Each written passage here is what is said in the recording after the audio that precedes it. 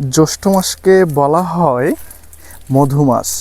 এই মাসে আম, জাম, কাঁঠাল এবং লিচু পাকে।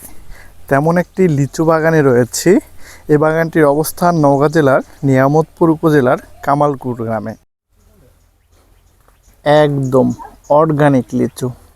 আপনারা নিতে চাইলে একদম বাগান থেকে লিচুগুলো নিতে পারবেন। প্রচুর পরিমাণে লিচু ধরে আছে এখানে, একদম অর্গানিক ফরমালিন মুক্ত লিচু। অনেক লিচু আছে এখানে। আপনারা যদি কেউ নিতে চান নিতে পারবেন ডাইরেক্ট বাগান থেকে। অনেক সুন্দর, বিশাল বড় লিচু বাগানটি। যদিও এবারে লিচুর ফলন একটু কম।